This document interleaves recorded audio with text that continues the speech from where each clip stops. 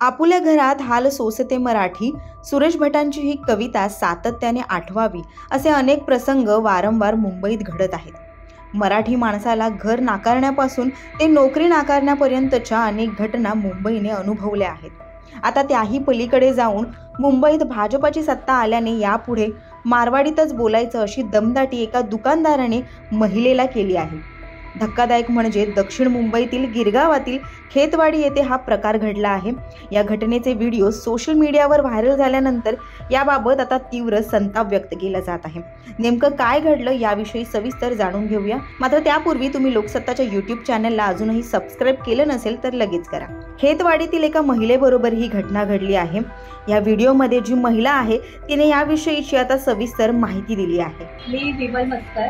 मी सोमवार दिनांक 2 तारखेला मी संध्याकाळी 7:30च्या दरम्यान ह्या महादेव स्टोर या माणसाच्या दुकानात मी गेले.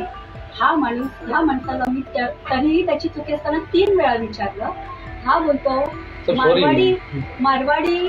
मारवाडी में बात करने का. मी याला 3 वेळा विचारलं, क्यों 3 वेळा विचारलं. तरी हा माणूस मला म्हणतो बीजेपी आया है तो मारवाड़ी में बात करने का, मराठी में बात करने का नहीं, अभी मुंबई बीजेपी का, मुंबई मारवाडी का. तर आता ह्याच्यावर तोडगा काय?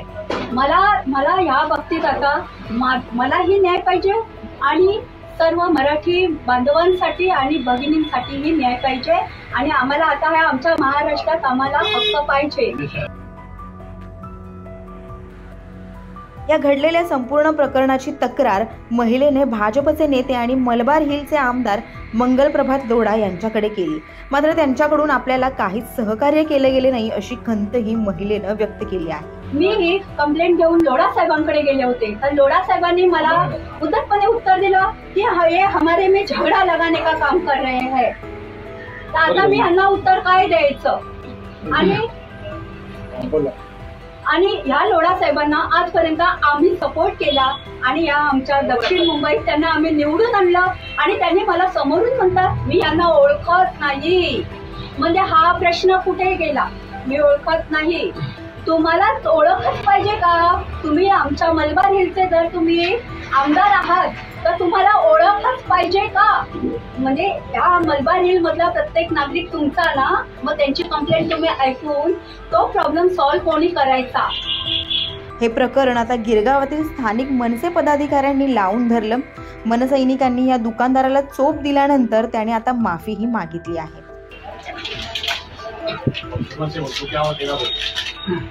सामान लेना है.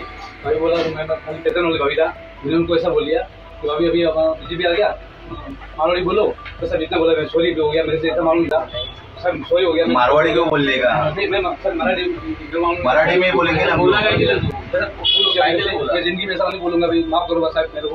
मारवाड़ी बोलेगा सर मेरे मजाक में किया पैसा कविता में. दरम्यान अशा घटना घडल्या की माफी मागितली जाते खरी, परंतु वारंवार घडणाऱ्या या घटनांमुळे पुन्हा एकदा राज्यात भाषिक वाद निर्माण होण्याची शक्यता आहे. गिरगावात घडलेल्या या घटनेविषयी आपलं मत आम्हाला कमेंट बॉक्समध्ये नक्की कळवा. तसंच अशाच नवनवीन अपडेट्ससाठी पाहत रहा लोकसत्ता लाईव्ह.